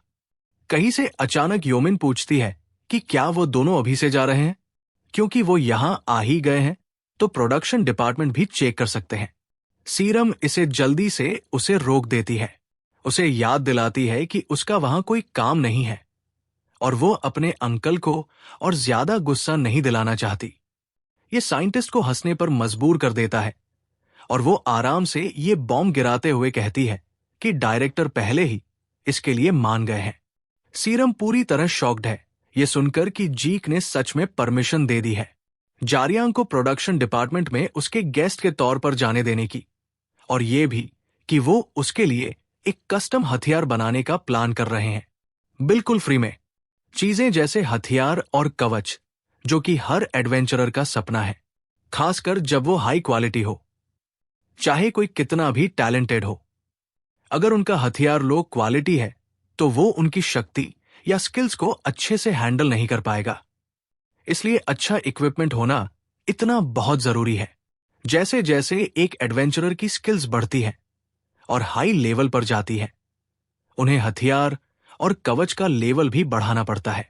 जब हथियार की क्वालिटी एक योद्धा की शक्ति से मैच करती है, तभी वो सच में उसकी अपनी पूरी शक्ति के साथ लड़ सकते हैं और इसे सही तरीके से यूज कर सकते हैं। जब जारियांग को यह पता चलता है तो वो कहता है कि वह इसके लिए थैंकफुल है जब तक उससे कोई पैसे नहीं लिए जाएंगे। फिर भी वो पूछता है कि क्या ये अभी लेना सच में इतना जरूरी है। सीरम उसे एक वियर्ड लुक देती है, सच में उसकी बातों पर विश्वास नहीं कर पा रही, और कहती है कि ये सच में जरूरी है। वो इस इडियट को याद दिलाती है कि वॉरियर हाई अभी भी एक स्कूल है और स्कूल वैसे भी उसे पुरानी चीजें ही देगा। योमिन और सीरम शौक में वही खड़ी रहती है। सीरम अपने माथे से पसीना पोंछते हुए मानती है कि ये उसकी गलती है कि उसने पहले उसे सब नहीं बताया। फिर वो दोबारा बताती है कि ये बंदा सच में वॉरियर हाई ज्वाइन करने का प्लान बना रहा है। वो ये भी बताती है कि जिस क्राइटेरिया की वो बात कर रहा है वो आर्म एडवेंचर स्कूल के लिए अप्लाई होता है, पर स्टूडेंट्स के लिए चीजें बराबर रखने के लिए हर एकेडमी अपने खुद के रूल्स फॉलो करती है कि किस तरह का इक्विपमेंट यूज हो सकता है। ये जारियांग को दंग कर देता है और वो पूछता है कि क्या वॉरियर हाई ऐसे ज्यादा फंड्स नहीं लेगी। योमिन उसे बताती है कि स्कूल अलग सोच पर बना है, तो उनके पास पहले से काफी फंडिंग है, पर बात ये नहीं है। योमिन, जो खुद भी वॉरियर हाई की ग्रेजुएट है, एक्सप्लेन करती है कि टैलेंट और एबिलिटी पूरी तरह अलग चीजें हैं, और अच्छे हथियार लेना भी एक एबिलिटी मानी जाती है। यही वजह है कि स्टूडेंट से उम्मीद की जाती है कि वो अपना खुद के हथियार वॉरियर हाईलाइन एबिलिटी की सारी बातों को छोड़कर जारियांग बोलता है कि लगता है सिस्टम बस अमीर लोगों को ही रखना चाहता है, जैसे अमीर होना किसी तरह से तुम्हारी स्किल्स का हिस्सा है। योमिन इससे एग्री करती है, पर यह भी कहती है कि स्टूडेंट्स के लिए अच्छे हथियार लेना इतना मुश्किल नहीं है, चाहे उनके पास पैसे ना हो। वो आगे एक्सप्लेन करती है कि बस वॉरियर हाई में एक्सेप्ट होना यह साबित करता है कि कोई फर्स्ट क्लास एडवेंचरर है। असल में स्टूडेंट के पास एक स्टार बनने की स्किल्स है, और जब ऐसा होता है हमेशा बहुत से लोग और कंपनीज तैयार होती हैं उस तरह की टैलेंट में इन्वेस्ट करने के लिए। जब कोई वॉरियर हाई में एंटर करता है, हजारों कंपनीज जिसके पास अच्छा टैलेंट है उसे स्पॉन्सर करने के लिए मर रहे होंगी। साथ ही वो कंपनीज अक्सर स्टूडेंट्स को मॉडल बनाने में इंटरेस्टेड होती है, या ग्रेजुएशन के बाद एक एडवेंचरर की कमाई से अपना हिस्सा लेने में। फंडिंग के बारे में हर तरह के ऑफर्स और ऑप्शंस होंगे। जब कोई स्कूल में एंटर करता है, वहां से योमिन अपनी तारीफ शुरू कर देती है कि कैसे उसे जिनसोंग ग्रुप से स्कॉलरशिप मिली और रिटायरमेंट तक रिस्चर की जॉब की गारंटी भी मिली। जारियांग ये सुनकर योमिन के लिए क्लैप करता है, जो सैरम को थोड़ा अजीब लगता है। तभी योमिन उसे यकीन दिलाती है कि अपने साथियों के बीच खुद को साबित करने के लिए बहुत सारे अपॉर्चुनिटीज होंगी। पर पहले जारियांग को ट्रांसफर एग्जाम पास करना है, जो नॉर्मल एंट्रेंस एग्जाम से काफी ज्यादा मुश्किल है। उसके लिए तैयारी करने के लिए उसे अपना नया इक्विपमेंट जितनी जल्दी हो सके लेना होगा। इसलिए चीफ जीक ने उसे पहले से परमिशन दी है ताकि वो समय पर तैयार हो सके, क्योंकि योमिन ने सब कुछ डिटेल में बता दिया है। वो कहती है कि अब उन दोनों को अंडरग्राउंड रिफाइनरी की तरफ चलना चाहिए। एक प्यारी सी स्माइल के साथ वो कहती है कि वो उम्मीद करती है जारियांग को एडमिशन मिल जाएगा। उसके बाद जारियांग बड़बड़ाता है कि हालात खराब भी हो सकते थे, और सीरम की कंफ्यूज लुक ये कंफर्म करती है कि वो सही है। उसे सच में उम्मीद नहीं थी कि उसका अंकल आखिर में उनकी मदद करेगा। ट्रांसफर टेस्ट अब उसके लिए एक बड़ी समस्या लग रही है, कुछ ऐसा जिसके लिए सीरियस तैयारी की जरूरत है। सीरम उसे बताती है कि ये सच में सीरियस है, इसलिए वो जारियांग के इस टेस्ट की तैयारी के लिए अपने पैसे खर्च करने का सोच रही है। जारियांग पूरा शॉक्ड और खुश है, और एक लड़की की तरह रिएक्ट कर रहा है जिसने अभी लव कन्फेशन सुना हो, जो सीरम को बहुत अनिंग लगता है। ये उसके फेस देखकर पता चलता है। अब वो एलिवेटर पर चढ़ते हैं, और सीरम अगली जरूरी बात बताती है, जो ये है कि हथियार बनाने वाला पैसे से भी ज्यादा जरूरी है। इसके साथ जिनसोंग ग्रुप का प्रोडक्शन डिपार्टमेंट पूरी दुनिया में सबसे बेस्ट है। फिर वो उस जगह पहुंच जाते हैं जो है जिनसोंग ग्रुप की अंडरग्राउंड लोहा बनाने की फैक्ट्री। ये उबलती हुई जगह पहले बॉइलिंग अबेस्ट डंजन कहलाती थी, जबकि बंदा ये सब देख रहा है।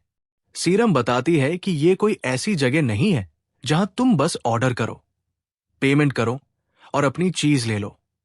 अचानक से एक बहुत बड़ा शैडो उन दोनों के ऊपर आ जाता है। चरियंग बिल्कुल अलर्ट हो जाता है। ये एक आंख वाला जीव सामने आता है। वो काफी गुस्से में है क्योंकि जीक ने उसे उसके वीकेंड की मीठी नींद से जगाया और फिर खुद आता भी नहीं। ये मॉन्सर लैब कोट पहने हुए अपने आप में काफी अजीब है, पर जारियांग पहले से इसे खत्म करने के लिए तैयार है। सीरम उसे पहचान लेती है और जल्दी से आगे कूदकर जारियांग को रोकती है। वो उसे बताती है कि ये प्रोडक्शन डिपार्टमेंट का टीम लीडर है, पर ये एक आंख वाला मॉन्सर तुरंत जवाब देता है, उसे ट्विंकी बुलाते हुए, और जोर देकर कहता है कि वो सिर्फ लीडर नहीं है, वो इंसानों की नजर में एक मॉन्सर है। थंडर हैमर आर्गियोस एक टाइटन्स है, और इंटरेस्टिंग बात यह है कि वो रिपब्लिक ऑफ कोरिया में एक सिटीजन माना जाता है। वो उनके सामने बैठता है और पूछता है कि कौन सा बच्चा है जिसके बारे में जीक बात कर रहा था। जब मॉन्सर कंफ्यूज लगता है सीरम चिंतित हो जाती है और उसे बताती है कि सारा डाटा और डिटेल्स पहले ही उसे भेज दी गई है। आर्ग्यूस इसे इंसानों की बनाई हुई बकवास कहकर इग्नोर कर देता है, कुछ ऐसा जिससे उसे कोई फर्क नहीं पड़ता। वो कहता है कि उस तरह का काम उसके अंडर काम करने वाले बंदों के लिए है, पर वो सब एक दिन के लिए कही गए हैं। फिर भी क्योंकि ये जी की खास रिक्वेस्ट है, उसे कोई दिक्कत नहीं है। फिर ये जॉइंट काम की बात करना शुरू कर देता है। अचानक आर्ग्यूस जारियांग के रड को देख लेता है और उसे चेतावनी देता है कि उसका शिकार करके दिखाएं। सीरम डर जाती है, जबकि जारियांग चुपके से इसके बारे में सोचता है।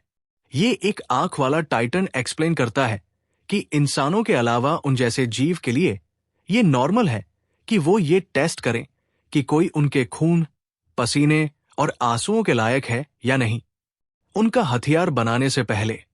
पर आर्गियस ने जारियांग की वो तेज मूवमेंट भी देखी थी जब जारियांग को उसका शैडो दिखा था, जो उसे लगता है कि ये बच्चा दूसरे जवान लोगों से अलग है। साथ ही जारियांग की आंखें शिकार के लिए तेज है, जो एक योद्धा की शक्ति दिखाना है। तो ये मॉन्स्टर चाहता है कि जारियांग उससे लड़े।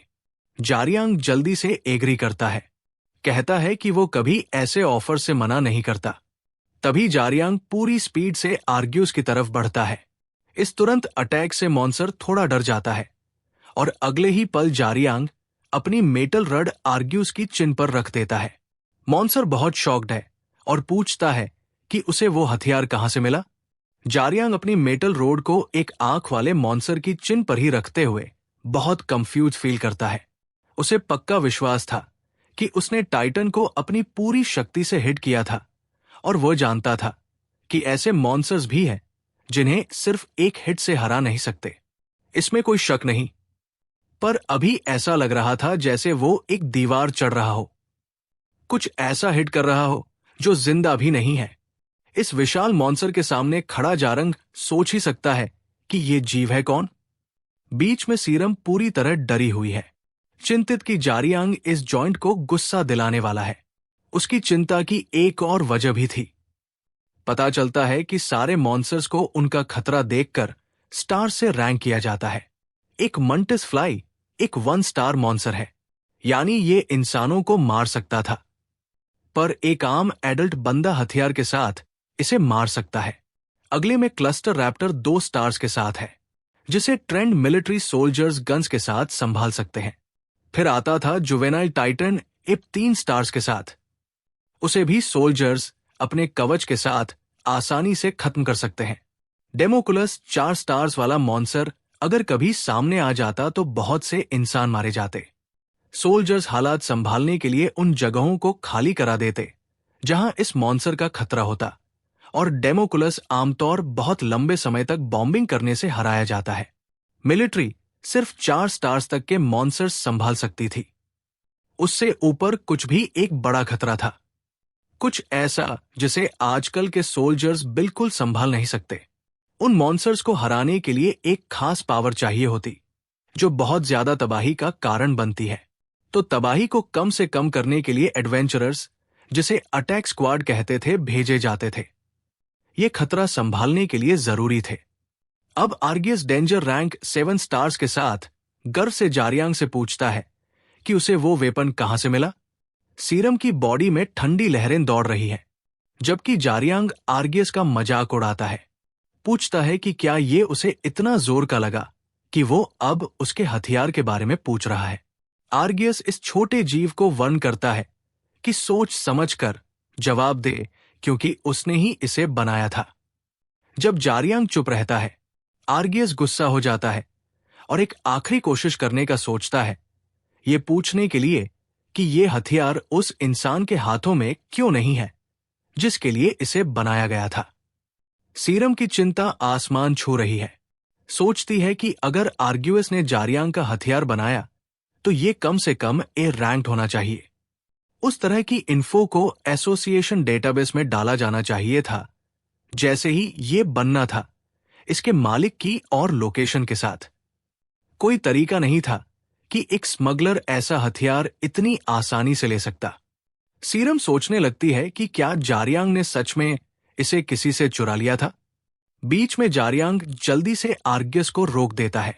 उसे कहता है कि इससे उसका कोई लेना देना नहीं है, जो सीरम के दिमाग में एक शॉक वेव भेज देता है।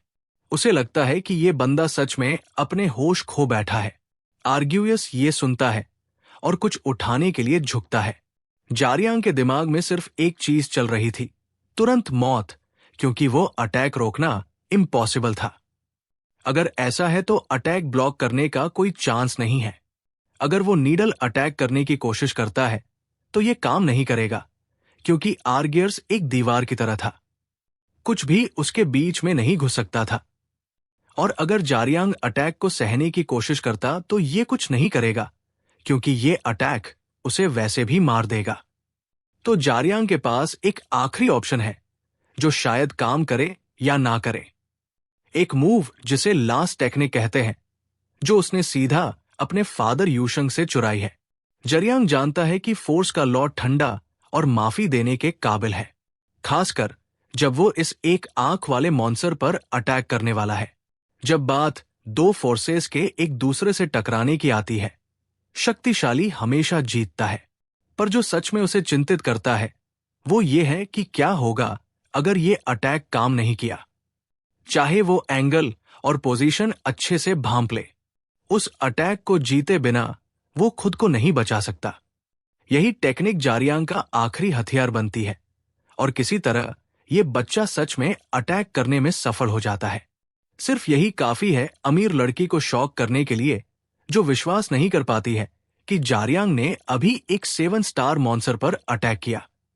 इसके ऊपर जारियांग सोचता है कि इस बड़ी दीवार का सिर्फ एक असली वीक पॉइंट है, उसकी आंख, जिसे वो नीडल से निकालने का प्लान करता है।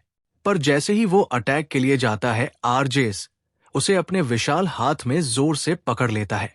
तभी सीरम बीच में कूद जाती है। लीडर आर्जेस को कहती है कि रुक जाए। कहती है कि वो समझती है कि वो इस बंदे पर गुस्सा क्यों है, पर उसके जैसा कोई भी पूरी कहानी जाने बिना एक इंसान पर अटैक नहीं करेगा। वो उसे याद दिलाती है कि दूसरे जीव जिन्हें सिटीजन माना जाता है, उन्हें इंसान को घायल करने की परमिशन नहीं है, जब तक उनकी लाइफ सच में खतरे में ना हो। अगर वो उस रूल को तोड़ देते हैं तो वो अपना सिटीजन होने का स्टेटस खो देते हैं और बस एक और मॉन्स्टर बन जाते हैं। ये सुनकर आर्गियस आखिर अपनी ग्रिप ढीली कर देता है, जारियांग को सीधा जमीन पर पटक देता है। ये टाइटन अब समझता है कि जारियांग के पास वो हथियार क्यों है। आखिरकार समझ जाता है कि जीक ने जारियांग के लिए उसे जगाने की तकलीफ क्यों उठाई। पहले ऐसा लगता है जैसे मॉन्स्टर अपोलजाइज करने वाला है, पर इसके बजाय वो कहता है कि जारियांग को पूरा हक है उस हथियार को यूज करने का, और जोर देता है कि वो उसकी पहले की गलती के लिए उसे रिपे करेगा। फिर जब वो अपने घायल थंब को देखता है, जिसकी वजह जारियांग है, वो बताता है कि 30 सालों में पहली बार उसे घायल किया गया है। सीरम पूरी कंफ्यूज्ड है, पर ये एक आंख वाला टाइटन आराम से कहता है कि यही वो वजह है कि उसने इंसानों के साथ काम करना शुरू किया। सीरम झिझकते हुए पूछती है कि क्या ये गेबुक अटैक स्क्वाड की वजह से है, जो 30 साल पहले उसका शिकार करने आए थे। पर आर्गियस सच में ये बात सुनकर शॉक्ड है। कहता है कि ये कहानी बिल्कुल गलत है। सच ये है वो कभी भी उसे हिट करने में सफल नहीं हुए सिवाय एक इंसान के। तभी वो ये बॉम्ब गिराता है। एक अकेले इंसान ने उसका बाजू काट डाला और लगभग उसकी जान ले ली, पर आखिरी पल में उसे जिंदगी छोड़ दिया। जारियांग के एक्सप्रेशन बदल जाते हैं। वो सीरियस हो जाता है जब उसे रियलाइज होता है कि मॉन्स्टर उसके फादर यूशंग के बारे में बात कर रहा है। एल्डर टाइटन्स सभी जाइंट्स में सबसे शक्तिशाली जीव माने जाते हैं। उनकी लाइफ बहुत लंबी होती है और सिर्फ 10 एल्डर टाइटन्स हैं जो इस दुनिया में रहते हैं, जो उनके अर्थ पर होने को बहुत रेयर बनाता है। उनकी शक्ति वहां से शुरू होती है जहां इंसानों की सोच खत्म होती है, पर जो सच में उन्हें अलग बनाता है वो है उनकी शानदार क्राफ्ट्समैनशिप। वो हथियार बनाने के लिए जाने जाते हैं। खास शक्ति वाले हथियार बनाना उनका नेचुरल टैलेंट है। एल्डर टाइटन्स के अलावा ड्वार्फ्स सिर्फ एक और ऐसे जीव है जो हथियार बनाने के लिए जाने जाते हैं। फिर भी एल्डर टाइटन से अलग ड्वार्फ्स को इंसानों के साथ रहने में कोई दिक्कत नहीं है।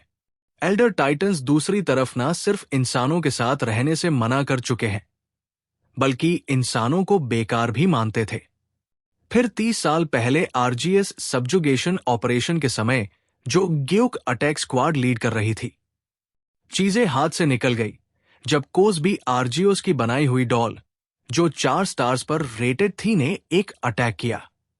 ओशुंगा गैबुक स्क्वाड की टीम न का डीलर बताता है कि हेडक्वार्टर्स के साथ कनेक्शन टूट चुका है। किम योंगमैन, जो टीम को सपोर्ट करने का काम करता है, बताता है कि सारी कम्युनिकेशन लाइंस टूट गई है, शायद किसी तरह के सिग्नल की समस्या की वजह से। फिर पाक जोंगमिन टीम लीडर और टैंकर पूरा घबरा जाता है, चिल्लाते हुए कि कुछ गलत होने वाला है और उन्हें तुरंत अटैक के लिए तैयार होना होगा। कोसिस भी अपना विशाल हाथ जमीन पर मारता है, जमीन को अर्थक्वेक की तरह हिलाते हुए। बीच में शुंगा पीछे से अटैक करने की कोशिश करती है, सीधा उसकी गर्दन पर निशाना लगाते हुए, पर अटैक का कोई असर नहीं होता। ये हेलमेट को बस थोड़ा सा नुकसान पहुंचाता है और सिर्फ यही काफी है उसे पूरी तरह शॉक करने के लिए। डॉल अपनी चमकती आंखें उसकी तरफ घुमाता है और उसे ऐसे उड़ा देता है जैसे वो एक मक्खी हो। सिर्फ यही यंगमो को डर से जमा देता है। वो एक डरपोक बिल्ली की तरह कांपने लगता है। ये सब नहीं होना चाहिए था। कैबियोक अटैक स्क्वाड दुनिया के सबसे बेस्ट स्क्वाड्स में से एक माना जाता है, पर यहां उबलते हुए एबिस के डंजन में, जिस पर एल्डर टाइटन आरजीओस का राज है, वो बस जिंदा रहने के लिए लड़ रहे हैं। शुंगा जोर से जमीन पर गिरती है और वही बेहोश हो जाती है, हिल भी नहीं पाती। और ये बस एक डॉल है। टोटल में 7 कोसबी यूनिट्स हैं। हर बार जब वो एक को खत्म कर देते हैं या उसके अटैक से बच जाते हैं, दूसरा कहीं से आ जाता है। यंगमो को समझ आ रहा है कि अगर मेन टीम भी इससे नहीं निपट सकती तो बैकअप टीम्स का कोई चांस नहीं है। अचानक से एक रहस्यमय आदमी यंगमो को कहता है कि जल्दी से वहां से निकले, क्योंकि ये पहले से एक मिरेकल है अगर उनमें से एक भी जिंदा बाहर निकले। तभी एक और क्लॉसेस भी उस आदमी की तरफ चार्ज करता है, पर वो अपनी जगह पर खड़ा रहता है और एक टेक्निक यूज करके अटैक को ब्लॉक कर लेता है, जिसे पोटेंशियल ट्रिगर कहते हैं। ये स्किल यूजर की बची हुई सारी एनर्जी जला देती है ताकि उनकी शक्ति ज्यादा से ज्यादा हो जाए। पर जब असर खत्म होता है, यूजर पूरी तरह कमजोर हो जाता है। उसके तुरंत बाद वो शील्ड स्लैम के साथ अटैक को ब्लॉक करता है। आरजीएस की डॉल्स में से एक के आने वाले अटैक को यंगमो पूरा घबराकर चिल्लाता है कि अगर टीम लीडर अभी पोटेंशियल ट्रिगर यूज करेगा तो वो सब खत्म हो जाएंगे। पर लीडर आराम से उसे कहता है कि यहां से सबके जिंदा बाहर निकलने का कोई रास्ता नहीं है। वो मानता है कि उसके पास इतनी एनर्जी नहीं बची कि वो दुश्मन को खत्म कर सके, पर वो कम से कम उन्हें इतना जरूर रोक सकता है कि बाकी लोग भाग सकें। हल्की सी स्माइल के साथ वो यंगमो को कहता है कि उसके पास अभी भी एक चांस है, और तभी एक विशाल शैरो उनके ऊपर आ जाता है, इतना भारी कि उनका दिल धड़कना बंद हो जाए। आरजीएस बाहर आता है गुस्से में कि उसके मिनियंस अभी तक इन कीड़ों को उसके इलाके से साफ नहीं कर पाए। उस पल दोनों जानते हैं कि मौत उनके सामने खड़ी है। आखिरी बार लीडर उस बेवकूफ यंगमो को ऑर्डर करता है कि भाग जाए, जबकि वो खुद जॉइंट का सामना करेगा। अंदर से वो उम्मीद कर रहा है कि अगर वो सीधा अटैक करेगा तो कम से कम थोड़ा समय तो खरीद सकता है। बीच में आर्गियस, ये एक आंख वाला मॉन्सर, एक जलती हुई तलवार पकड़े हुए अपने रास्ते में आने वाले कीड़ों को साफ करने के लिए तैयार है। एक ही वार में वो टीम लीडर को जलाकर राख कर देता है, उसे कुछ नहीं बस एक बेकार कीड़ा कहते हुए। वो उनके हथियारों का मजाक उड़ाता है, कहता है कि ये बिल्कुल बेकार है, खासकर ऐसी कमजोर बॉडीज के हाथों में। उसके लिए वो सब बेचारे हैं, हर वो जीव जो इस दुनिया को अपना कहने की हिम्मत करता है। और इसके साथ उसे साफ लगता है कि ये दुनिया बर्बाद होने वाली है, जो इसे और भी ज्यादा भयानक बनाता है।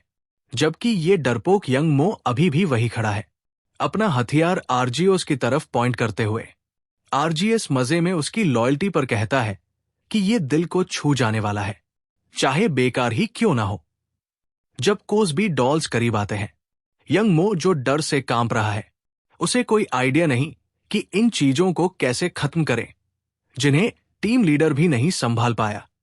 फिर कहीं से अचानक एक आवाज इस हलचल के बीच में गूंजती है, उन्हें याद दिलाती है कि उसने कहा था कि ये जगह सेफ नहीं है। एक कूल बंदा मसल्स के साथ यंगमो के पास आता है और आराम से कहता है कि अगर वो काफी जानकारी जमा कर ले तो शायद उनके पास साथ मिलकर हालात पलटने का चांस हो सकता है। वैसे भी कोई फायदा नहीं पहले डंजन क्लियर करने की जल्दी करने का। अभी भी रोते हुए यंग मो चिल्लाकर पूछता है कि वह कौन। तभी ये मसल हेड आराम से बताता है कि उसे एक सिग्नल मिला था, तो एसोसिएशन ने एक रेस्क्यू टीम भेज दी। वो अपना परिचय यूसिंग के रूप में देता है, 32 साल का वॉलंटियर्स में से एक, और जैसे उसकी टाइमिंग और ज्यादा खराब नहीं हो सकती। वो बताता है कि उसने इस बार ज्यादा भारी चेस्ट प्लेट पहनी है। वो ऐसे ही बातों में लगा है जबकि मौत उनके बिल्कुल सामने खड़ी है। आरजेस यूसियोंग को कहता है कि अच्छा है वो यहां अकेले ना आया हो, पर यूसियोंग उसी कूल टोन में रिप्लाई करता है कि फिलहाल वो अकेला ही है जो यहां तक पहुंच पाया। तभी एक कोलोस भी अपनी विशाल तलवार घुमाता है। हिट लगभग लगने ही वाली थी। यंगमो अभी भी रो रहा है और साथ साथ अपनी पट गीली कर रहा है, पूरी तरह जानते हुए कि इन चीजों को खत्म करना कितना मुश्किल है। बीच में यूसिंग पहले से जांच रहा है कि और कितने मॉन्स्टर्स आसपास छुपे हो सकते हैं। इस समय पर यूसिंग बस कोई बिना नाम के एडवेंचरर था। शुरू से ज्यादा फेमस नहीं था, पर पहली जनरेशन के एडवेंचरर्स उसे अच्छे से जानते हैं। उन्हें वो बंदा याद है जिसने एक बार अकेले एक कोलोसबी डॉल का बाजू काट दिया था। दूसरों से अलग जो फेम और पैसे के पीछे भागते हैं, यूसिंग का ध्यान हमेशा दूसरों को बचाने पर रहता, इसलिए वो कभी इतना फेमस नहीं हो पाया। पर ये पल, ये लड़ाई यहां से सब कुछ सच में शुरू हुआ। एक झटके में यूसिंग आगे बढ़ता है और एक कोलोसबी को एक शानदार अटैक के साथ आधा काट देता है। बस ऐसे ही ये खत्म हो चुका है। आर्गियोस ये अपनी आंख से देखता है। जारियांग के फादर यूसिंग को एंट्री करते हुए देखता है और यूसिंग बिल्कुल भी घबराया हुआ नहीं है। आर्गियोस की तरफ मुड़ता है और नोट करता है कि ये वाला काफी बड़ा लगता है। वो दिन था जब दुनिया ने जाना कि यूसिंग सच में कौन है। यंगमो पूरा तमाशा देखते हुए उसका दिमाग पूरा फ्रीज हो रहा है, ये देखकर कि एक अकेला आदमी यूसिंग क्या कर सकता है। उसकी बॉडी में ठंडी लहरें दौड़ती हैं जब वो सच को समझता है। इस बंदे ने अभी उस मॉन्स्टर को खत्म किया जिसे उसकी पूरी टीम हाथ भी नहीं लगा पाई, और यूसिंग ने ये एक ही अटैक में कर दिया। अचानक यूसिंग यंगमो की तरफ मुड़ता है और पूछता है कि क्या मैजिशियन के पास अभी भी थोड़ा माना बचा है। झिझकते हुए और अभी भी रोते हुए ये क्राइबे भी मानता है कि उसके पास ज्यादा नहीं बचा, पर वो उसकी मदद करने के लिए मान जाता है। यूसियोंग तुरंत इसे चुप करवा देता है। इसके बजाय वो पूछता है कि क्या यंगो लेविटेशन स्पेल्स यूज कर सकता है। पता चलता है वो चाहता है कि यंगो शुंगा को ठीक करे और जोंगमिन को, जो अभी भी सांस ले रहे हैं और जिंदा है चाहे बेहोशी क्यों ना हो। आरजीएस इस डंजन का बॉस उसे मजेदार लगता है कि कोई छोटी सी मछली अपने बंदे को दूसरों को बचाने भेज रहा है। मॉन्स्टर के ईगो को ठेस लगती है, एक इंसान को इतना घमंडी देखकर सोचते हुए कि वो कुछ डॉल्स को खत्म करके भाग सकता है। अपनी जलती तलवार पकड़े हुए आर्गियस यूसिंग को बिल्कुल भी सीरियसली नहीं लेता, पर यह शक्तिशाली आदमी पीछे नहीं हटने वाला। यूसिंग तैयार होता है और जॉइंट की आंखों में देखते हुए उसे कहता है कि कोई तरीका नहीं है कि वो इस चीज को बच्चों पर हाथ डालने देगा उसकी परमिशन के बिना। ये काफी है इस एक आंख वाले मॉन्स्टर को गुस्से से पागल करने के लिए। तब भी यूसिंग लेवल अप करता है जैसे उसने अपनी नई फॉर्म अनलॉक कर ली हो, या कुछ ऐसा ही। अपने हथियार को चार्ज करके वो आर्ग्यूएस के जलते अटैक को बिना किसी दिक्कत के ब्लॉक कर लेता है। बीच में यंग मो अपने टीममेट्स को ठीक करने के बीच सामने हो रहे तमाशे से पूरी तरह शॉक्ड है। एडिशन के 10 साल बाद ज्यादातर एडवेंचरर्स बहुत शक्तिशाली हो गए थे और एडिशन फिनोमिनन द्वारा लाई गई नई शक्ति की वजह से वो आखिर सुपर ह्यूमंस की दुनिया के करीब आ पाए। टेक्नोलॉजी भी उस समय बढ़ गई थी।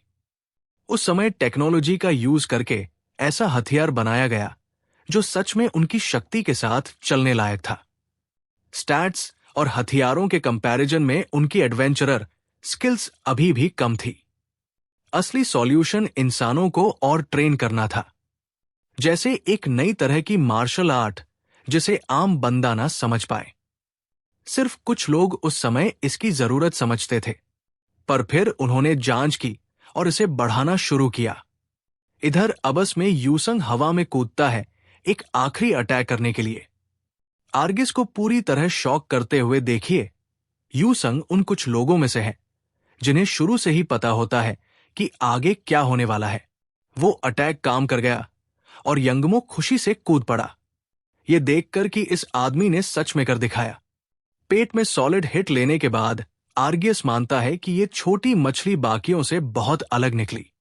वो समझता है कि यूसिंग सच में जानता है कि जो उसके पास है उसका यूज कैसे करना है। ये एक आंख वाला मॉन्स्टर ये भी बताता है कि अगर यूसिंग ने अपना हथियार अपनी आधी शक्ति से भी पकड़ा होता तो चीजें बहुत अलग होती। सीधी बात यह है कि यूसिंग इस पॉइंट पर फेमस नहीं है और फिर भी वो पहले से अपना एक नया नाम बनाने लगा है। सच ये है कि यूसिंग कभी भी उस महंगे हथियार को अफोर्ड नहीं कर पाया जो उस समय बेस्ट माना जाता था। अचानक दरवाजा खुलता है जब सोल्जर्स अंदर आते हैं, पर जैसे ही वो आते हैं एक और अटैक यूसिंग की तरफ आता है जिसे वो पूरी फोर्स के साथ ब्लॉक करता है। मॉन्स्टर नोटिस करता है कि यूसिंग के पास किसी तरह की स्किल है जो ना सिर्फ ब्लॉक करती है बल्कि अटैक्स को वापस भी भेजती है। वो इस स्किल को उन स्किल्स के कंपैरिजन में खराब कहता है जो उसने दूसरे लोगों को यूज करते देखी है, और जब वो ये कहता है आसपास के सब लोग अटैक करने के लिए तैयार होने लगते हैं। मॉन्स्टर एक पूरा जानलेवा अटैक लैंड करते हुए कहता है कि ये अंत है, पर यूसिंग के और प्लान्स है पूरी तेजी से एक अटैक करते हुए। किसी तरह वो इसे फिर से ब्लॉक कर लेता है, आरजीओस को शॉक में छोड़ते हुए। इस पॉइंट पर आरजीएस को आखिर समझ आता है कि अटैक्स रिडायरेक्ट नहीं हो रहे थे, वो पूरी तरह ब्लॉक हो रहे थे। वो पल उस स्किल की शुरुआत है जिसे जारियांग एक दिन सीखेगा। ये स्वेल की शुरुआत है, एक टेक्निक जो सामने वाले के अटैक की शक्ति लेती है और उसे अटैक करने वाले पर ही वापस भेजती है। ये उन सब स्किल्स से अलग है जो टैलेंट और फ्लैशी मूव्स से काम करती है। ये बंदे की बॉडी की शक्ति, एक्सपीरियंस और फोकस पर बनी है। पहले के समय ये एक बिल्कुल अलग लेवल पर हुआ करती थी। आर्यस यूसियोंग के सामने खड़ा है जिसके मस्कुलर बॉडी से ओरा निकल रही है, और जो वो देख रहा है वो एक सच्चे हीरो की मार्शल आर्ट है। आर्यस सोचता है कि शायद इंसानों के बीच एक फेमस कहानी होगी जहां एक हीरो आखिर में एक मॉन्स्टर को मार दिया था। उसे हारने के बाद आर्गियस की लाइफ बचने का कोई चांस नहीं था, पर उसके फादर ने अपना दिल बदला और उसकी जान न लेने का सोचा।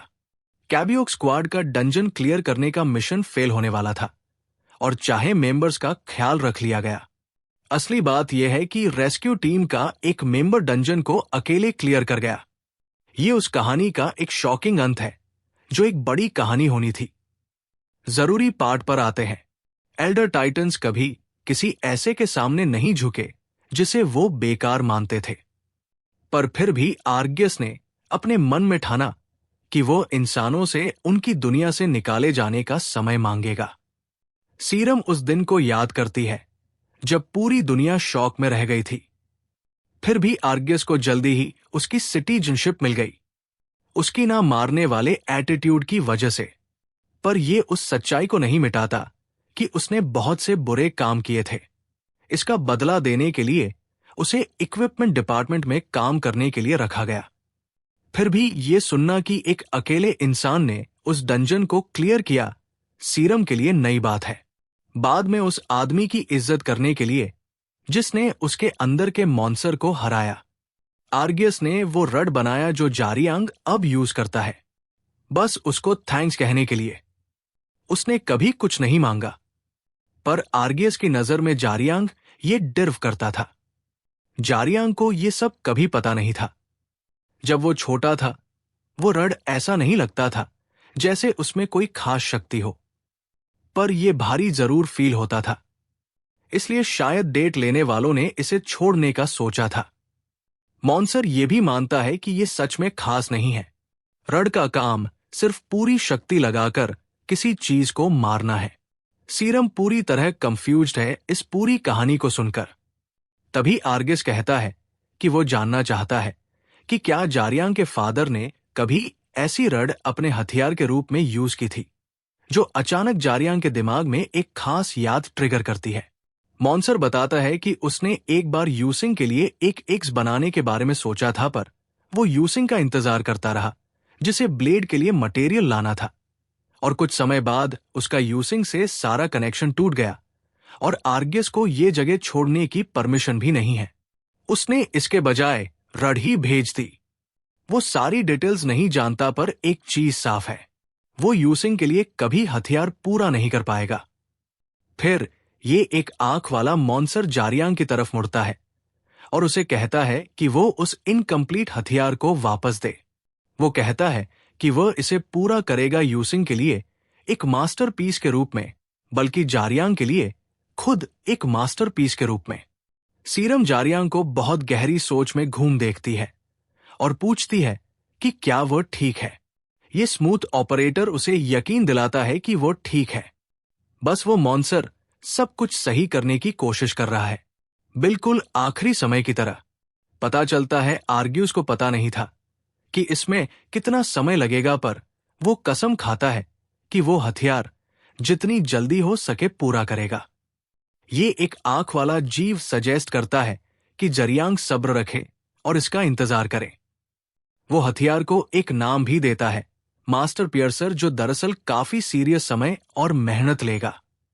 उसके बाद सीरम अपनी वेडनेसडे की छुट्टी की बात करती है और पूछती है कि क्या वह दोबारा मिलना चाहता है।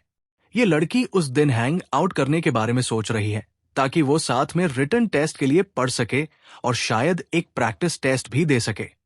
ये चिल बंदा इस प्लान से एग्री करता है। फिर अपने दिमाग में चल रही बात बताते हुए सीरम कहती है कि उसके फादर जरूर एक शानदार इंसान रहे होंगे। उसने कभी इमेजिन नहीं किया था कि उसका खुद का फादर वो होगा जिसने उस डंजन को क्लियर किया।